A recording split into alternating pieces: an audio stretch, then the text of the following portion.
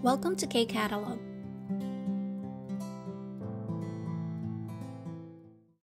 Level 2 Unit 10 ng workbook, nasa Moonbop or grammar part na po tayo.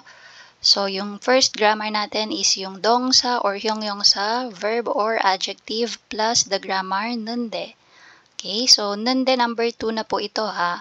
Kasi po yung unang nunde na grammar na discuss natin yun sa level 1 unit 18. Again, yung gamit ng nunde doon is replacement for hajiman. Pwede nyo pong balikan yung discussion natin doon. Just search sa channel natin yung level 1 unit 18 grammar nunde.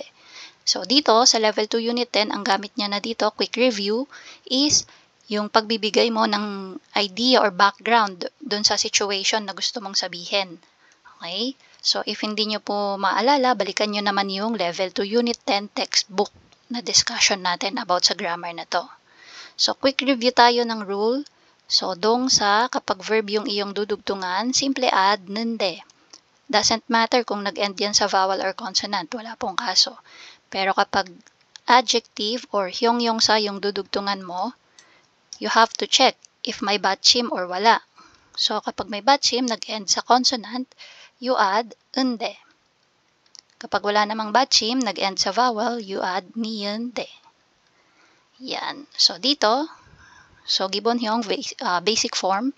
And if manotice nyo, mokta, dutta, gada, irhada, itta, mandilda. Yan pong mga yan ay verb, except dito kay itta. So, si itta po ay, adjective po siya. So, anyway, yung mga yan, dahil siya ay verb, simply add nunde. So, drop na yung mga da. And then, mokta magiging mongnunde. Dutta, dunnunde. Gada, ganunde. Irhada, irhanunde. Itta, innunde. So, nung diniscuss kasi si dong sa plus nunde, parang inano din, no? Parang naka-take note na kapag ang word is nag-end sa sangshiyot or biyopshiyot, which is itta opta, you add nunde. Okay? So, kaya nandito siya sa mga, kasama siya ng mga verb. So, kasi nunde din yung dudugtong sa kanya. So, anyway, mandilda, dito naman, irregular verb po siya, kaya siya may star, no? So, kapag mandilda, ang mangyayari is mandunde. Yan, take note nyo po yan, no? Ano nangyari? Nawala din yung real. Mandunde. Okay? Next, dito na tayo sa mga, adjective. So, manta, jutta, jokta, chupta, mepta, kakapta. Lahat po yan, adjective. And if manotice nyo, lahat may batchim. Okay? Except dito sa tatlo na irregular, no? So, dito muna tayo. Manta, manande, jutta, junde. Jokta, jogunde. Dahil nga po may mga batchim sila, no? Unde yung nilagay. Dito, chupta, magiging chu, unde. Mepta, me, unde. Kakapta, kaka, unde. So, ano po yung nangyari? Yung mga adjective natin na irregular na nag-end yung kanilang batchim sa biyup batchim, nawala po yung biyup, napalitan ng u. Tapos, si u, dinugtungan ng niyonde. Dito na tayo. Sada, bapuda, apuda, yumyonghada. Mga wala naman siyang batchim or nag-end sila lahat sa vowel. So, add ng niyonde. Simple add niyonde. Sande, bapuda, bapunde, apuda, apunde. Yumyonghada, yumyonghande. Next, molda, magiging monde. Himdalda, magiging himdunde. So, ano po yung nangyari? Yung mga adjective na may real batchim, ang nangyari, yung real ay nawala. And simply add niyonde. Monde, himdunde. Okay, so yan po si nunde na grammar. Now, apply natin si dongsa or hyongyongsa plus nunde. Okay, so dito example. 요즘 벚꽃이 예쁜데 같이 구경하러 갈래요? Sabi niya, these days maganda yung cherry blossoms. So, gusto mo ba or okay lang ba na manood tayo ng mga bulaklak? Gugyong haro galleyo. So, manonood. Punta sila dun para panoorin yung mga bulaklak, no? Dalawa sila. So, dito may hint. Binigay na yung word na gagamitin. So, yepuda is an adjective. So, again, yung sa, kailangan mong check kung may batchim or wala. Yepu, walang batchim, kaya niyende yung nilagay niya.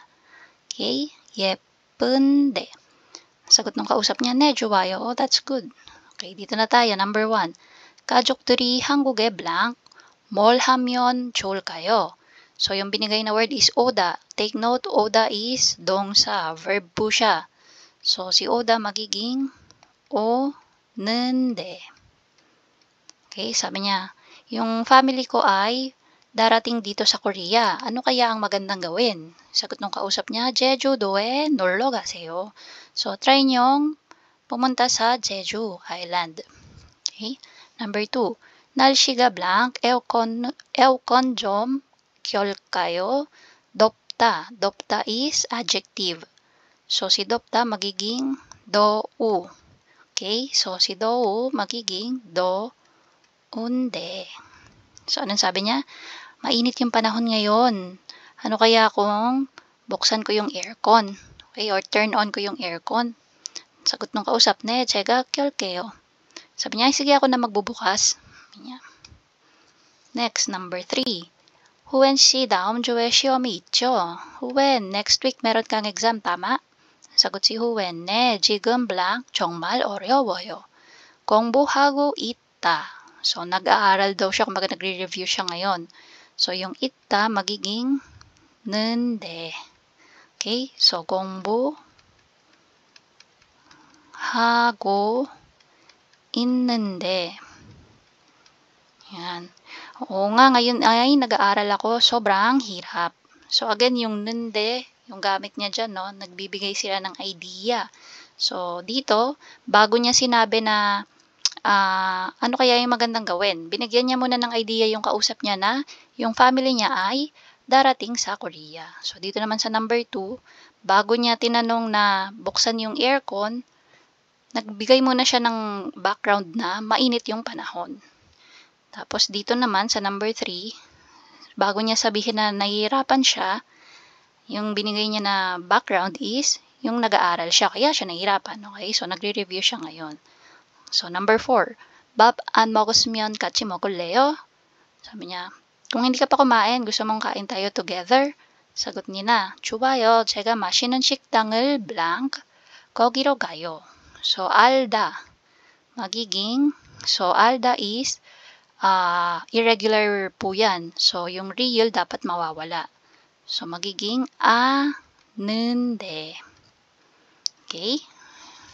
So, alda to know. Verb po siya, no? So, 아는데. 좋아요. 제가 마시는 식당을 아는데 거기로 가요. Bago niya sinabi na doon tayo magpunta. Binigyan niya naman ng idea yung kausap niya na may alam siyang masarap na restaurant. Okay? So, yan po si 동사 or 용용사 plus the grammar 는데. Grammar number 2, madali lang po ito. 동사 or 형용사 plus the grammar gi 때문에. Again, gamit ni gi 때문에 dito is because or dahil. Yan. Pagdating sa rule, wala tayong kaso kung nag-end man yan sa batchim or hindi, just simply add gi 때문에. Okay? So, example. 가을인데 긴 옷이 없어요? 네, 고향은 항상 덥기 때문에 짧은 옷만 가지고 왔어요. Sabi niya, fall or autumn na, wala ka bang mahabang damit, kumbaga parang long sleeve? Yan. So, sabi ni na, 네, 고향은 항상 덥기 때문에, opo, doon kasi sa lugar namin ay, so dahil mainit, okay, 덥다, ito yung binigay na word, no? Init. Dahil lagi pong mainit sa lugar namin, yung mga 짧은 옷만. So, ibig sabihin, 짧은 옷, may ikse, shorts, tapos sleeveless, ganyan. O kaya t-shirt, yun lang daw yung kanyang dala-dala. Next, number 1. So, dito, no, may idea na binigyan na tayo kung ano yung gagamitin. So, ang gagawin lang natin dyan, simply add gi 때문에. So, 식당, 식당에 사람이 많네요. ang daming tao sa kainan ha.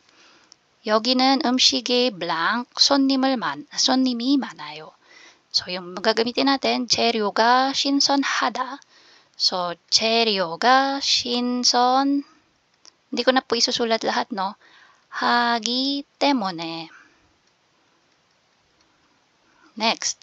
Sabi niya, dito kasi yung pagkain nila ay fresh yung mga ingredients. Kaya palaging maraming customer. Number 2. 퇴근 후에 보통 뭐 해요? So, pagka off mo sa trabaho, ano yung usually ginagawa mo? 요즘 회사 blank 집에 가서 잠만 자요. So, ano yung gagamitin natin? 일이 늦게 끝나다. So, yung kanyang trabaho daw ay late nang natatapos.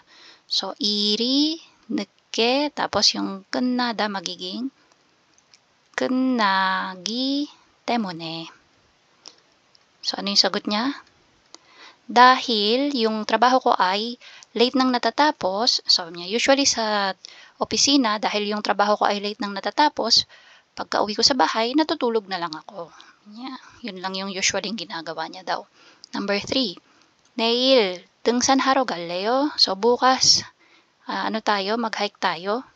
Yan. Sagot Nina, 내일은 고향에서 blank 공항에 가야 해요. 다음에 같이 가요. So, 친구가 오다. Darating daw yung kaibigan niya. So, 친구가 오기 때문에. So, ano yung sinagot niya kay ga? Bukas yung aking kababata ay darating. So, dahil darating yung aking kababata bukas, kailangan kong magpunta sa airport. So, next time na tayo mag-hiking. Magpunta para mag-hike daw, no? Number 4. 그 영화 봤어요? napanood mo na ba yung movie na yon? Sagot nina, 아니요, 저는 공포 영화를 blank 못 볼 것 같아요. So, yung gagamitin natin, 별로 안 좋아하다. 별로 안 좋아하기 때문에. So, ano yung sinagot niya? Hindi pa or hindi. Ako kasi, dahil hindi ako mahilig. Okay? Yung 별로 안 좋아하다, hindi masyadong mahilig. So, dahil hindi ako masyadong mahilig sa mga horror movies, 공포 영화, ibig sabihin ng horror movies. Yan. 못 볼 것 같아요. Sa tingin ko, hindi ko siya kayang panoorin or hindi ko siya mapapanood. Okay? So, yun yung 기 때문에. Number 2 item for the grammar 동사 plus 기 때문에. Yan. So, dito, walang nakalagay kung anong word yung gagamitin, no? So, tayo yung mag-iisip. Example, 시장에 자주 가요? Madalas ka bang magpunta sa palengke? 네, 물건도 좋고 값도 싸기 때문에 자주 가요. Opo, okay naman yung mga binibenta doon at saka mura kasi. Okay? Or dahil mura at maganda naman yung mga tinitinda doon, madalas akong magpunta. Number 1. 지금 사는 집에 마음에 들어요? Sabi niya, yung tinitirahan niyong bahay ngayon, okay? Type mo ba siya or paano ba yung 마음에 들어요? Gusto mo ba yung bahay na tinitirahan niyo ngayon? Ang sagot niya, 네, 주변이 blank, 살기 좋아요. Sabi niya, opo or yes, 주변. Pag sa amin 주변, yung paligid. Okay? 살기 좋아요, ibig sabihin, masarap daw or okay daw mabuhay. So, salda, to live. So, yung pagtira daw doon ay okay. Okay, bakit kaya? Yung paligid ay, so kung titingnan natin yung picture, malabo lang po yung mga images natin. Pero, ang natin dyan is, pwede natin gamitin yung tahimik. Ayan. So, hindi siya yung tipong busy na lugar.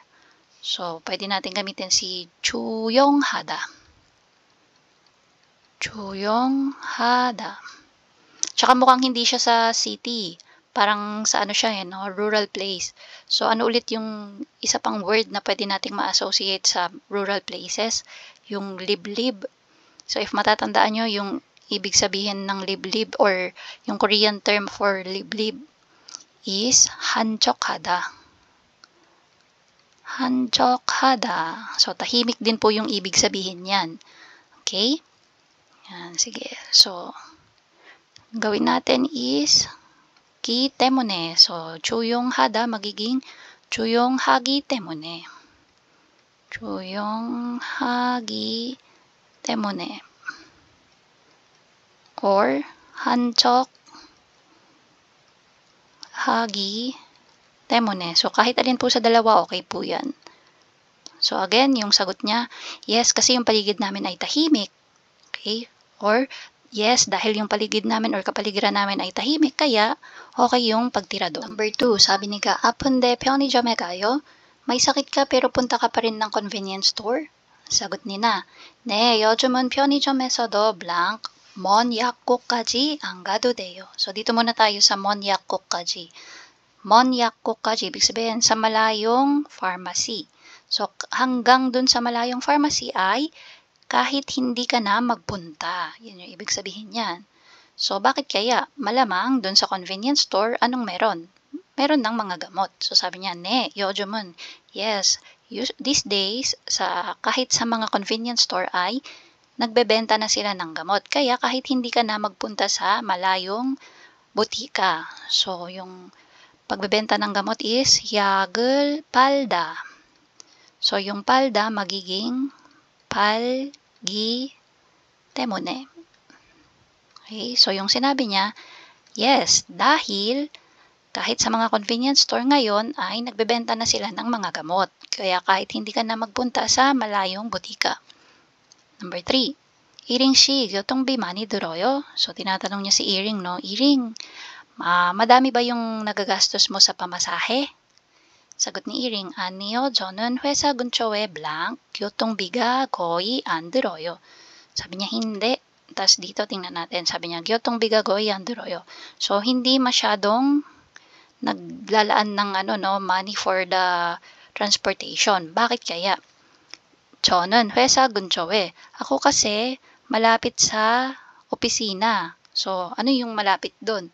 Doon siya malamang nakatira. Malapit sa opisina siya nakatira or doon sa company nila. Based na din sa ating picture. So, ito yung hwesa. Ito yung bahay ni Iring. So, hindi siya masyadong or almost wala siyang ginagastos for pamasahe kasi walking distance lang to eh. Diba? So, dito, yung sasabihin niya na nakatira ako malapit sa company. So, salda. Yung salda magiging salgi temone. Yan. So, isulat ko yung chuyong hada, hanchok hada dito. Palda. 약을 팔다. And then dito, salda. Number 4, 떡볶이 좋아해요? Gusto mo ba yung 떡볶이? 아니요, 저는 매운 음식을 blank, 별로 안 좋아해요. So, hindi daw niya masyadong gusto. Okay? Bakit? Why? So, sasagutin natin ng because. 때문에, dahil. So, bakit kaya hindi niya masyadong gusto? Sabi niya, 저는 매운 음식. Ako, mga maanghang na food. So, malamang hindi siya sanay kumain ng maanghang na pagkain o hindi siya makakain ng maanghang. So, dito, 먹다 yung verb na gagamitin natin. Pero dahil hindi nga siya makakain ng maanghang, lalagyan natin ng mot sa unahan. Mot, 먹다. Okay? Or pwede ding 먹지 않다. Pwede din po yan. Okay? Or pwede ding 먹을 수 없다. Yan. So, itong tatlong to, kahit alin dyan sa mga yan ang gamitin nyo, dudugtungan nyo lang ng 기때문에. So, kunyari, 먹을 수 없다 yung gagamitin natin. 저는 매운 음식을 먹을 수 없기 때문에. 수lat natin, no? 먹을 수 없기 때문에 별로 안 좋아해요. Or pwede ding 못 먹기 때문에. Or pwede ding 먹지 않기 때문에. Nanliit, sorry. Yusin natin. So, dito, 먹지